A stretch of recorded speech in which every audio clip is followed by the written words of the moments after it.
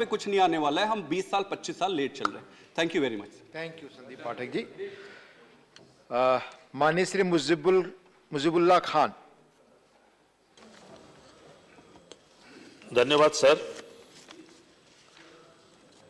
ऊर्जा संरक्षण अधिनियम 2001 में संशोधित करने के लिए बिजली और नए नवीकरण मंत्री आर.के. सिंह द्वारा 3 अगस्त 2022 को लोकसभा में विधेयक पेश किया गया था, जो मुख्य रूप से पेरिस समझौते के अनुरूप सतत विकास लक्ष्य को प्राप्त करने की भारत की प्रतिबद्धता को पूरा करना चाहता है। संशोधन में नामित उपभोक्ताओं द्वारा ऊर्जा या जीवाश्म ऊर्जा क्षेत्रों की न्यूनतम खपत को निर्धारित करने के लिए कानूनी प्रावधान है। ये कार्बन ट्रेडिंग और कार्बन क्रेडिट प्रमाण पत्रों की अवधारणा को पेश करके कार्बन बाजार के लिए कानूनी ढांचा भी प्रदान करता है। इसके अलावा संशोधन ऊर्जा संरक्षण भवन कोड के दायरे को बढ़ाता है, दंड प्रावधानों में भी संशोधन करता है और ऊर्जा दक्षता ब्यूरो की राशि परिषद में सदस्यों को बढ़ाता है। इसका उद्देश्य राज्य बिजली नियामक आयोग को अपने कार्यों के सुचारू निर्वाह के लिए नियम बनाता है, इसके लिए सशक्त बनाता है। ऊर्जा संरक्षण अधिनियम 2001 को ऊर्जा के कुशल उपयोग और इसके संरक्षण को संबंधित मामलों को प्रदान करने के लिए अधिनियमित किया गया था।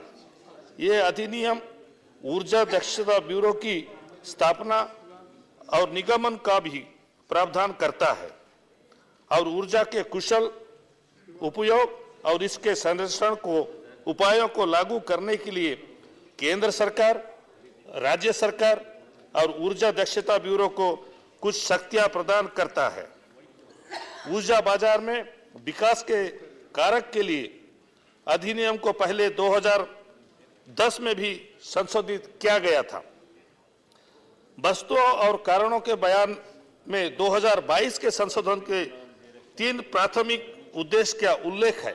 एक, ग्लासगो 2021 में COP26 में भारत द्वारा प्रस्तुत 5 अमृत तत्वों के रूप में पंचामृत की उपलब्धियों को सुविधाजनक बनाना।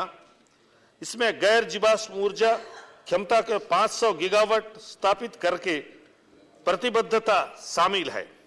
2030 तक 2005 के स्तर से सफल घरेलू उत्पाद की उत्सर्जन को तीव्रता को 45% तक कम करना।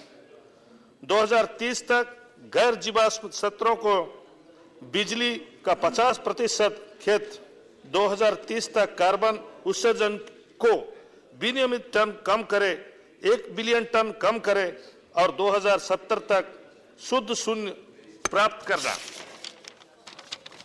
दूसरा, जलवायु परिवर्तन से लड़ने के लिए नवीकरण ऊर्जा और घरेलू कार्बन बाजार के विकास को बढ़ावा देना।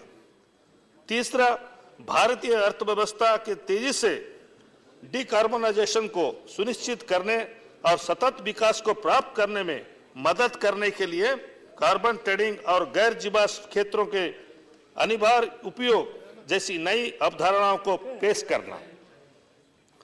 जो सिफारिश की गई है अध्यक्ष महोदय, कार्बन उत्सर्जन को कम करने की दिशा में कार्बन ट्रेडिंग एक काफी प्रभावी तंत्र है। ये स्थायी जलवायु परिवर्तन कार्य में निजी खिलाड़ियों की भी भागीदारी को ओर ले जाता है। यूरोपीय संघ द्वारा जलवायु परिवर्तन को धीमा करने के लिए कार्बन ट्रेडिंग को अपनाया गया था, हालांकि इसमें कई खामियां हैं।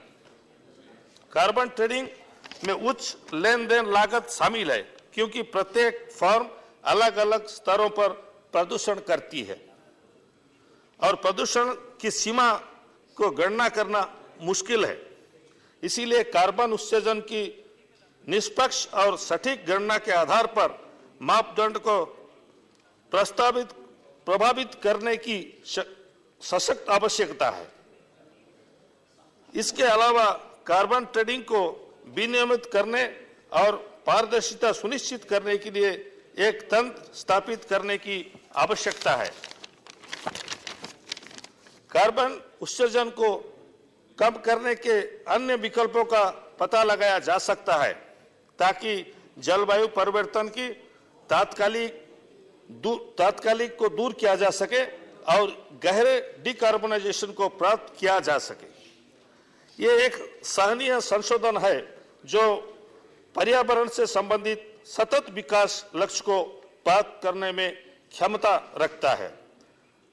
कार्बन ट्रेडिंग की शुरुआत इस बिल का मुख्य आकर्षण है।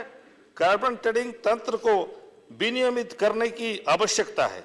यह भी उल्लेखनीय है कि यह बिल वाहनों और जहाजों को ऊर्जा दहन के क्षेत्रों में रूप में मान्यता देकर ऊर्जा संरक्षण के प्रति अपने दृष्टिकोण को व्यापक बना रहा है। चर्चा का दायरा एसडीजी को पूरा करने के लिए एक व्यापक और पारदर्शी दृष्टिकोण सुनिश्चित करने की तर्ज पर हो सकती है और समावेशी तकनीक से ऊर्जा के नवीकरण क्षेत्रों की खपत की ओर बढ़ सकता है। माननीय उपाध्यक्ष महोदय, मैं इतना ही कहना चाहता हूं कि बहुत से बिल ऐसे आते हैं, बिल में संशोधन भी बहुत कुछ होता है, लेकिन हमको इतना सुनिश्चित करना जरूरी है कि जो संशोधित बिल आता है, बिल होने के बाद इसको कैसे इम्प्लीमेंटेशन होगा, कैसे ठीक से कार्यान्वयन किया जाएगा, वो होता है सबसे बड़ी बात। बहुत बहुत धन्यवाद अध्यक्ष। Thank you. ऑनरेबल श्री